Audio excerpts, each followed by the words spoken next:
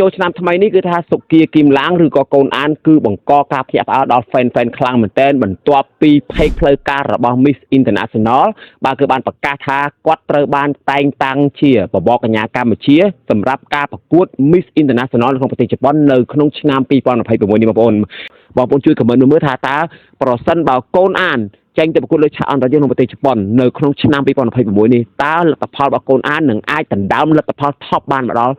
ជូនដល់ប្រទេសកម្ពុជាយើងវិញអ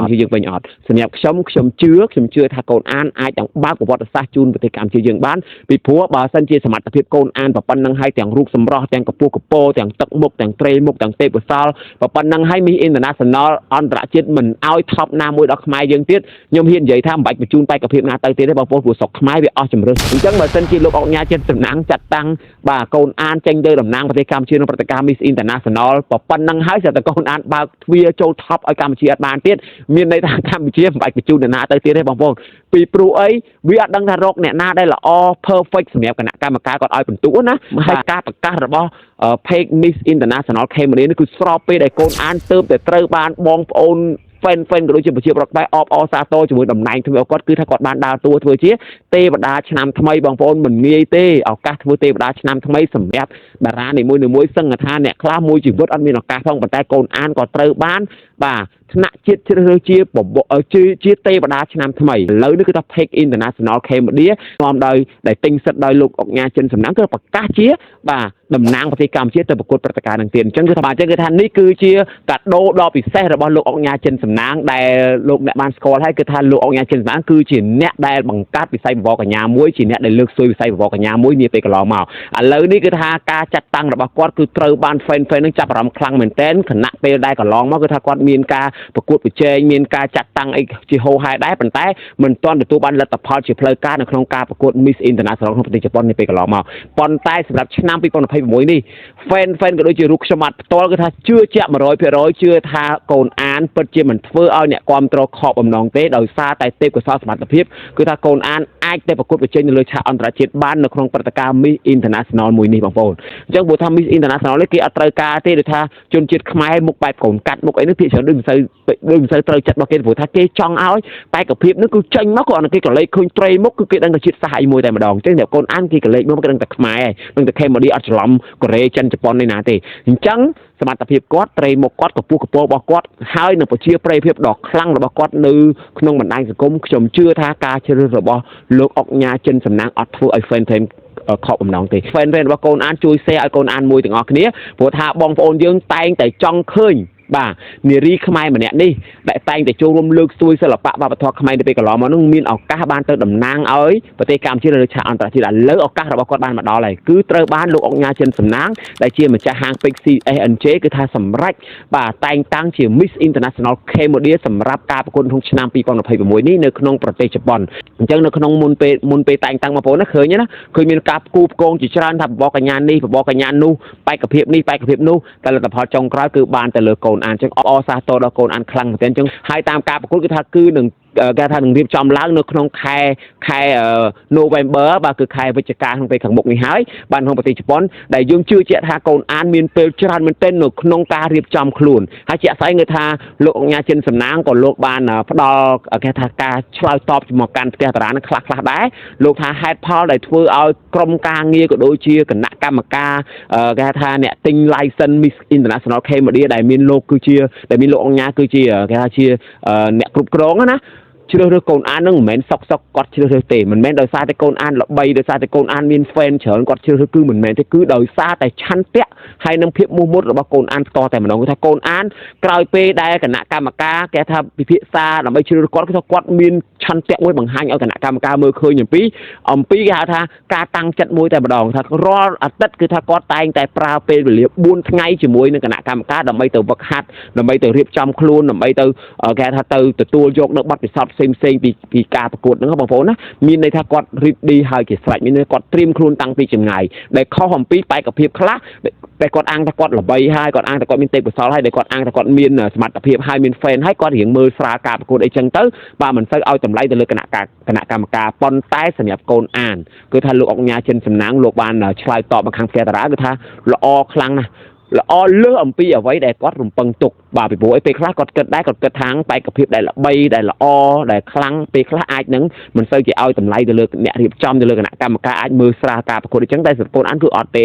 គាត់រវល់ប៉ុណ្ណឹងគាត់មានញឹកប៉ុណ្ណឹងប៉ុន្តែគាត់នៅតែប្រើពេលវេលារហូតទៅដល់4ថ្ងៃក្នុងមួយសប្តាហ៍ដើម្បីទៅស្វែងយល់ពីគណៈកម្មការទៅជួបគណៈកម្មការទៅប្រឹក្សាយោបល់ផ្សេងៗទៅវឹកហាត់ទៅរៀនបច្ចេកទេសផ្សេងៗដែលពាក់ព័ន្ធជាមួយលក្ខខណ្ឌសំខាន់ៗនៅក្នុងការប្រកួត Miss International ដែលនឹងរៀបចំឡើងនៅក្នុងខែវិច្ឆិកាក្នុងប្រទេសជប៉ុននាពេលខាងមុខបងប្អូនដឹងណាបាទហើយការប្រកួតរបស់កញ្ញាមួយនេះបងប្អូនយើងឃើញហើយបេក្ខភាពស្ទើរតែទូទាំងប្រទេសលើពិភពលោកតែម្ដងគឺថាតែងតែបញ្ជូនតំណាងរបស់ខ្លួនទៅធ្វើការប្រកួតហើយកម្មវិធីនេះអ្វីខ្ញុំសរសើរគឺថាអត់មានគេថាការប្រកួតបែប sexy បែបគេថាសៀកលីអូសៀកអីគេលក្ខណៈមើលទៅខុសអំពីផ្នែកកំណត់របស់ប្រជាពលរដ្ឋឬក៏ប្រទេសមួយចំនួនដែលគេមិនសូវសប្បាយចិត្តទេគឺថាគេរៀបចំប្រកួតត្រឹមតែឈុតតំណាងជាតិត្រឹមតែគេថា talent បែបផ្សេងបែបសមត្ថភាពផ្សេងៗបន្ទាប់មកមានការឆ្លើយសំណួរអីចឹងទៅអញ្ចឹងគឺការប្រកួតនេះគឺថាល្អខ្លាំងមែនទែនដែលធ្វើឲ្យបេក្ខភាពភាគច្រើនហ្នឹងគឺថាគាត់ចង់ទៅប្រកួតអញ្ចឹងសម្រាប់ឱកាសរបស់កូនអានគឺវាត្រូវជាមួយ concept របស់គាត់តែម្ដងដោយសារតែគាត់គឺជានារីខ្មែរដែលរំទុំសុភាពរាបសារដែលលក្ខណៈមួយគេហៅថា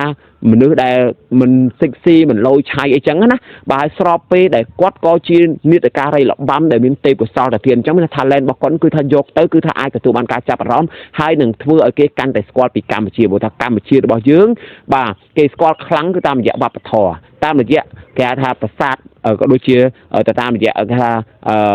គ្រឿងចំណាស់ផ្សេងៗអញ្ចឹងពេលដែលយើងមានតំណាងមួយដែលគាត់យល់ដឹងខ្លាំងផ្នែកសិល្បៈវប្បធម៌ផ្នែកប្រពៃណីក្បួនខ្នាតអីចឹងទៅគឺថានឹងធ្វើឲ្យគេកាន់តែស្គាល់ពីកម្ពុជាហើយវានឹងបង្ហាញឲ្យច្បាស់ថាយើងអត់ច្រឡំជាមួយប្រទេសលេខ2ដែលមានវប្បធម៌លួចចម្លងយើងស្រៀងគ្នានឹងទេបាទអញ្ចឹងសម្រាប់នៅក្នុងវីដេអូនេះគឺខ្ញុំអត់មានអីមានតែអបអរសាទរដល់កូនអានហើយជឿជាក់ 100% ថាកូនអាននឹងនាំមុខមាត់ជូនប្រទេសកម្ពុជារបស់យើងនៅក្នុងព្រឹត្តិការណ៍ Miss International បាទហើយចង់ជម្រាបជូនបងប្អូនថាលោកអង្គញាចិនសំណាងរយៈពេលចុងក្រោយនេះអ្វីដែលខ្ញុំកត់សម្គាល់ណាទិញវិស័យបបរកញ្ញាហ្នឹងមកច្រើន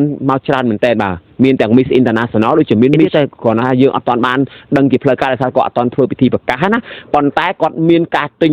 កាន់តែច្រើនទៅដើម្បីចូលរួមលើកកម្ពស់វិស័យបបរកញ្ញានៅប្រទេសកម្ពុជារបស់យើងនឹងឯងបាទហើយអ្វីដែលខ្ញុំសរសើរត្រង់ថាឆ្នាំនេះ Miss International Cambodia គឺថាអត់ធ្វើការប្រកួតទេគឺសម្រាប់ចាត់តាំងតែម្ដងហើយការចាត់តាំងទៀតសោតយើងឃើញមិនមែនជាការចាត់តាំងបែបបាក់ពួកបែបគេហៅថា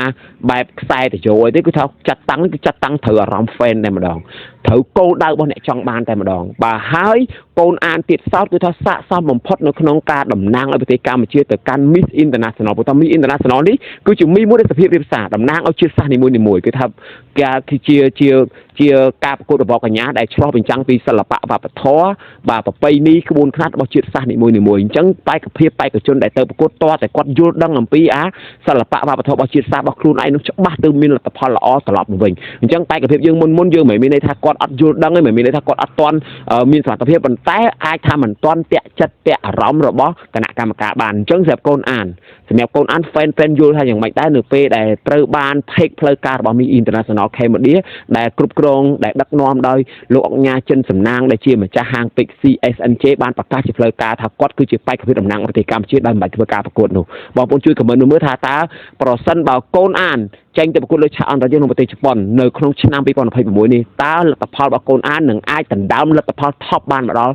ជូនដល់ប្រទេសកម្ពុជាយើងវិញអត់សម្រាប់ខ្ញុំជឿថាកូនអានអាចនឹងបើកប្រវត្តិសាស្ត្រជូនប្រទេសកម្ពុជាយើងបានពីព្រោះបើសិនជាសមត្ថភាពកូនអានប៉ុណ្ណឹងហើយទាំងរូបសម្រស់ទាំងកម្ពស់កម្ពស់ទាំងទឹកមុខទាំងត្រេមុខទាំងទេពកោសល្យប៉ុណ្ណឹងហើយMiss International អន្តរជាតិមិនឲ្យ top ណាមួយដល់ខ្មែរយើងទៀតខ្ញុំហ៊ាននិយាយថាមិនបាច់បញ្ជូនបេក្ខភាពណាទៅទៀតទេបងប្អូនព្រោះស្រុកខ្មែរវាអស់ជំរឿសត្រឹមហ្នឹងហ្នឹងមិនមែនថាស្រុកខ្មែររកអ្នកបកកែជាងកូនអានបានទៀតទេបងប្អូនប៉ុន្តែខ្ញុំចង់និយាយថាសមត្ថភាពកូនអានហ្នឹងបើនិយាយពីបន្ទុកវិញបើសម្រាប់ការមើលឃើញរបស់ខ្ញុំវាចូល9លើក10លើក10អស់ហើយសម្រាប់តំណាងឲ្យប្រទេសកម្ពុជាក្នុងព្រឹត្តិការណ៍ហ្នឹងអញ្ចឹងបើសិនជាលោកអង្គញាជាសំណាងចាត់តាំងបាទកូនអានចេញទៅតំណាងប្រទេសកម្ពុជាក្នុងព្រឹត្តិការណ៍ Miss International ប៉ុណ្ណឹងហើយស្រាប់តែកូនអានបើកទ្វារចូល top ឲ្យកម្ពុជាអត់បានទៀតមានន័យថាកម្ពុជាមិនបាច់បញ្ជូនអ្នកណាទៅទៀតទេបងប្អូនពីព្រោះអីវាអត់ដឹងថារកអ្នកណាដែលល្អ perfect សម្រាប់គណៈកម្មការគាត់ឲ្យបន្ទុកណាបាទតែខ្ញុំជឿថាគណៈកម្ម កម្មការបោះ Miss International គាត់អត់អញ្ចឹងឯងព្រោះថាកន្លងមកខ្ញុំឃើញបែកភាពដែលគាត់ទទួលបានលទ្ធផលល្អៗគឺភាគច្រើនគឺសុទ្ធសឹងតែ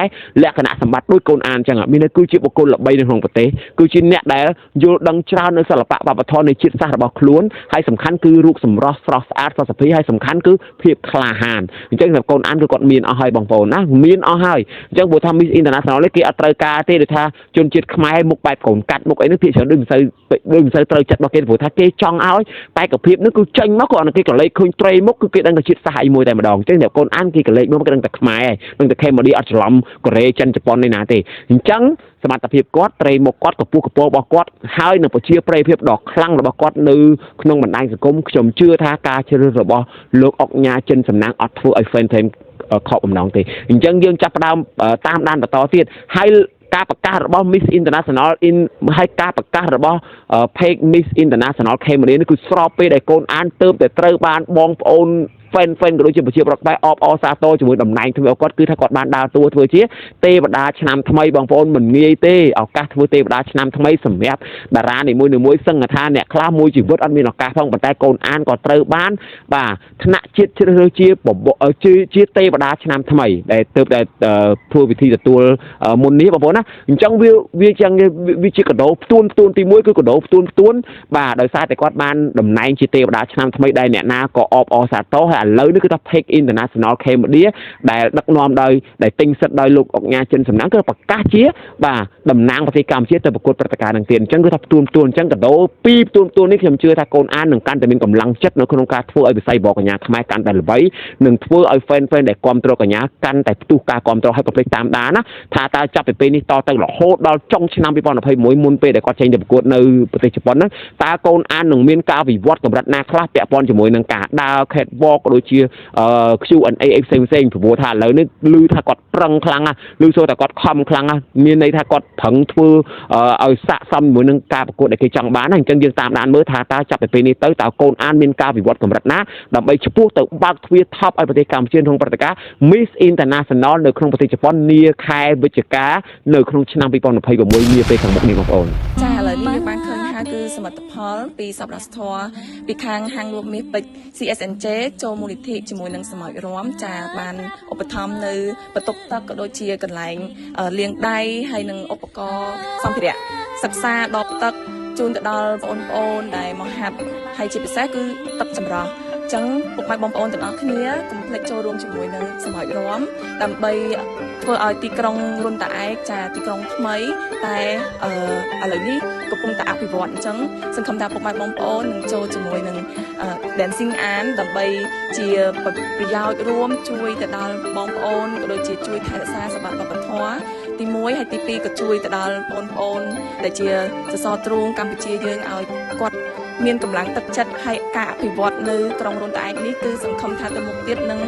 មានការអភិវឌ្ឍឲ្យច្រើនជាងនេះចាអរគុណ